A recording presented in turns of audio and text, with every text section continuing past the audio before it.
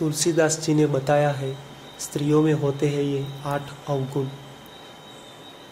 श्री राम का प्रत्यक्ष दर्शन करने वाले महान संत तुलसीदास जी।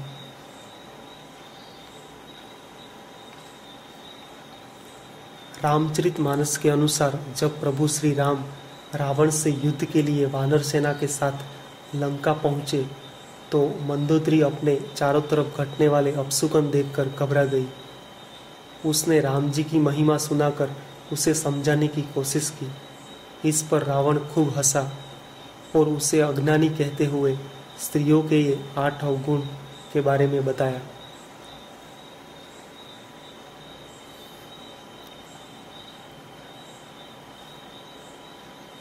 स्त्रियों में होते हैं ये 8 अवगुण। इस दोहे में तुलसीदास जी ने रावण व मंदोदरी संवाद के माध्यम से स्त्री के स्वभाव के 8 अवगुण के बारे में बताया है। आइए जानते हैं वे कौन से हैं 8 अवगुण।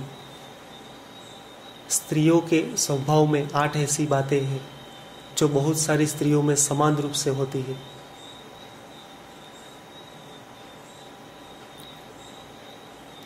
साहस। स्त्रियां बहुत साहसी होती है, इसीलिए वह बहुत बार ऐसे काम कर जाती है जिससे बाद में उन्हें और उनके परिवार को पछताना पड़ता है।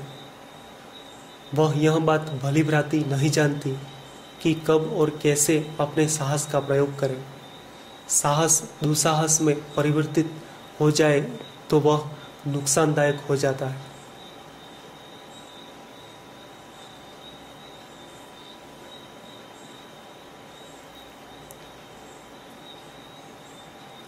झूठ। स्त्रियों में झूठ बोलने की प्रवृत्ति आम होती है, जिससे उन्हें बहुत बार मुसीबतों का सामना करना पड़ता है। एक झूठ को छुपाने के लिए 100 झूठ बोलने पड़ते हैं।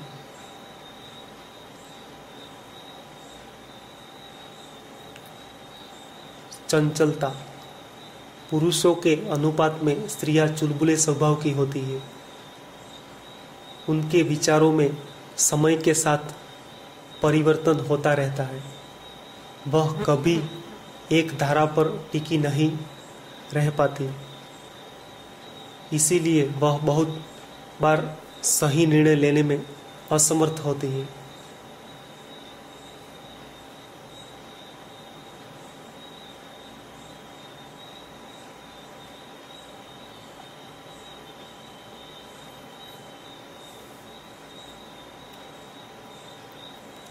माया। रावण मंदोदरी को कहता है, स्त्रियां माया रचने में माहिर होती है।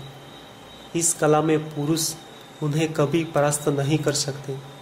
वह अपनी मायावी दुनिया में पुरुष को बांधकर उनसे मनचाहे काम करवा सकती है। जैसे आज तूने राम का डर बताते हुए मुझे सीता को वापस करने के लिए बाध्य करना चाहा। भय। स्त्रियों का बाहरी आवरण बहुत पराक्रमी होता है, लेकिन भीतर से वह बहुत डरपोक होती है। इसीलिए बहुत बार वह बनते काम भी बिगाड़ देती है।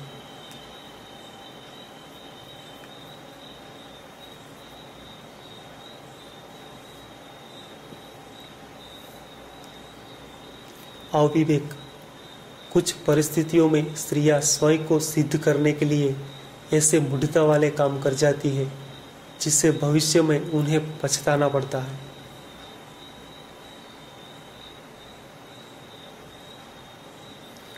अपवित्रता। रावण के अनुसार स्त्रियों में साफ सफाई का अभाव होता है।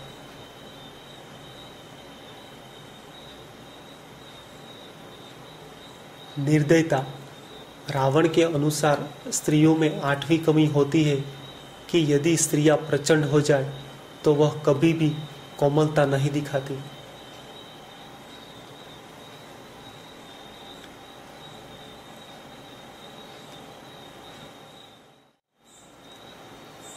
रामचरितमानस के एक दोहे में गोस्वामी तुलसीदास ने रावण व मंदोदरी के संवाद को माध्यम बनाकर महिलाओं के स्वभाव में शामिल अवगुणों के बारे में बताया है। जब भगवान राम अपनी सेना के साथ लंका पहुंच गए तो मंदोदरी भयभीत हो गई। अपने पति के प्राणों पर आए संकट को टालने के लिए वह रावण को समझाने का हर संभव प्रयास करने लगी। इस पर रावण ने मंदोदरी का उपहास करते हुए कहा कि साहस, झूठ, चंचलता, माया, भय, अविवेक, अपवित्रता, निर्दयता ये स्त्रियों के 8 अवगुण हैं। इसलिए तूने शत्रु का विराट रूप गाया और मुझे उसका बड़ा भारी डर सुनाया।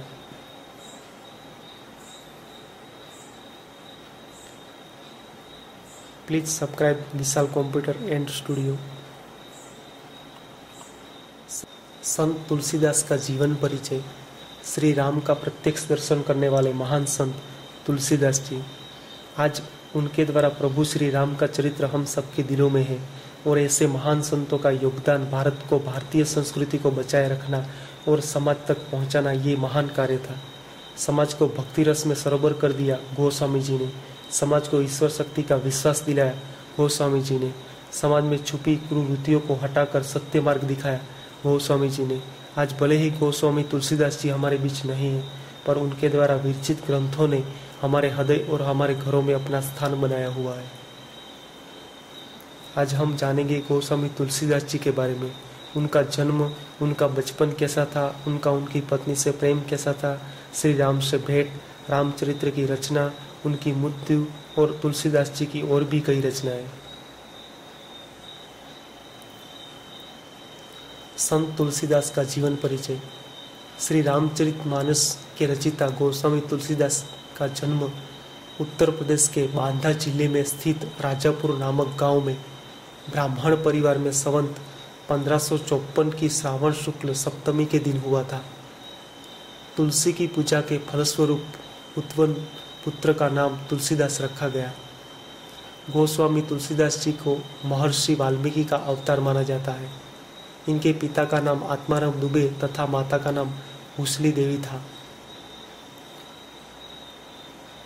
ऐसा कहा जाता है कि इनका जन्म माता के गर्भ में 12 महीने रहने के बाद हुआ था और जन्मते ही इनके मुख से रुंधन के स्थान पर राम शब्द का उच्चारण हुआ था। इनके मुख में पूरे 32 दांत थे तथा इनकी कद काठी 5 वर्ष के बालक के समान था। इन सारी विचित्रताओं के कारण पिता अमंगल आशंका से भयभीत हो गए।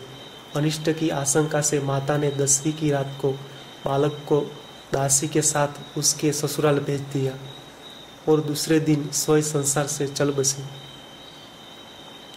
दासी ने, जिसका नाम चुनिया था, बालक का पालन पोषण बड़े प्यार से किया। 5.5 वर्ष की उम्र में दासी चुनिया की भी मृत्यु हो गई और बालक अनाथ हो गया।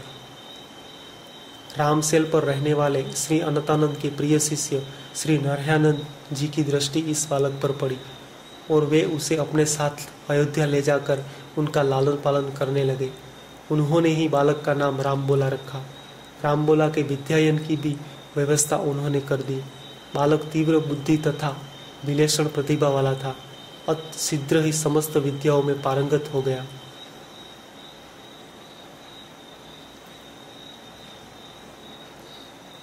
काशी में शेष सनातन से उन्होंने वेद वेदांग की शिक्षा प्राप्त की। सभी विषयों में पारंगत होकर तथा श्री नरहयानंद की आज्ञा लेकर वे अपनी जन्मभूमि वापस आ गए। उनका परिवार नष्ट हो चुका था। उन्होंने अपने पिता तथा पूर्वजों का विधिपूर्वक श्राद्ध किया। संवत 1583 में रत्नावली नामक एक सुंदर एवं विदुषी कन्या से उनका विवाह हो गया और वे सुखपूर्वक जीवन यापन करने लगे।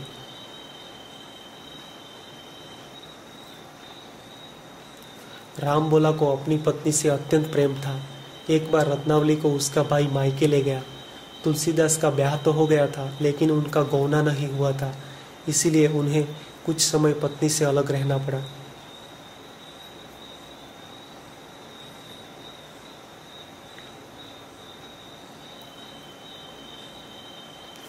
पत्नी से अलग रहकर उन्होंने वेद वेदांग का अध्ययन करना शुरू कर दिया।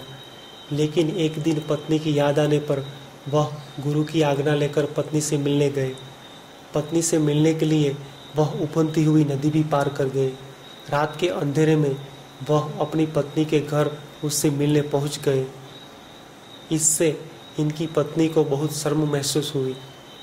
उसने लोक लज्जा के भय से जब उन्हें चुपचाप वापस जाने को कहा तो वे उससे उसी समय घर चलने का आग्रह करने लगे।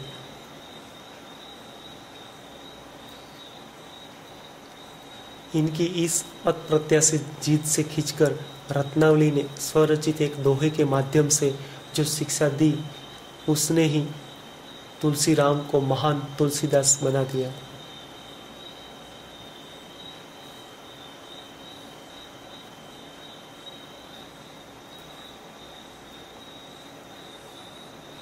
आपको लाज नहीं आई जो दौड़ते हुए आ गए हैं नाथ। अब मैं आपसे क्या कहूँ, ऐसे प्रेम को धिक्कार है। यदि इससे आधी प्रीति भी आपकी भगवान श्री रामचंद्र जी के चरणों के प्रति होती तो इस संसार के भय से आप मुक्त हो जाते, अर्थात मोक्ष मिल जाता।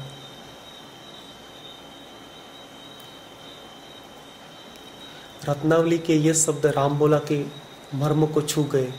वे एक क्षण भी नहीं रुके, तुरंत वहां से चल दिए। उन्होंने अब अपना पूरा ध्यान राम भक्ति में लगाना शुरू कर दिया। वे प्रयाग आ गए। वहां उन्होंने गृहस्थ वेश का परित्याग कर साधु वेश धारण कर लिया। तीर्थाटन, भक्तिभाव, उपासना में जीवन को लगा दिया।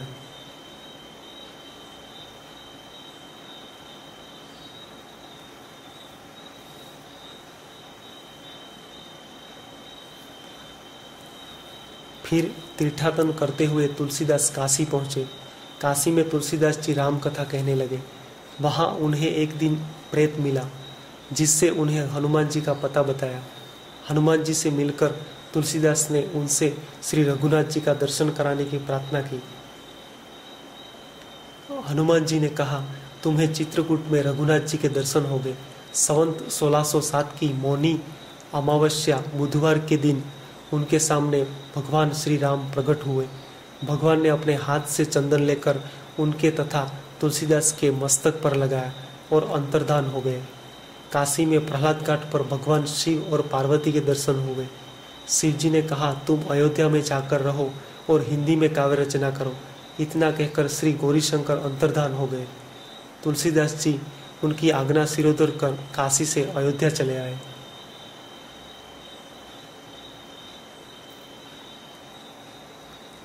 संवत 1631 के रामनवमी के दिन उन्होंने रामचरितमानस लिखना आरंभ करके 2 वर्ष 7 माह 26 दिन पश्चात संवत 1633 के मार्गशीर्ष शुक्ल पक्ष में राम विवाह के दिन उसे पूर्ण किया और संत तुलसीदास के नाम से प्रसिद्धि पाई। रामचरितमानस एक अमर ग्रंथ है जिसे कि हर हिंदू बड़े चाव से रखता है और पढ़ता है। 126 वर्ष की अवस्था में संवत 1680 श्रावण शुक्ल सप्तमी शनिवार को 80 घाट पर राम राम कहते हुए अपना नश्वर शरीर का परित्याग किया।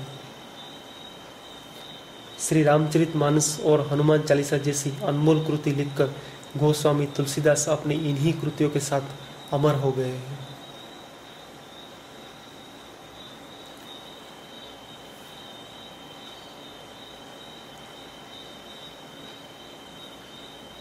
श्री रामचरितमानस तुलसीदास जी का सर्वाधिक लोकप्रिय ग्रंथ रहा है।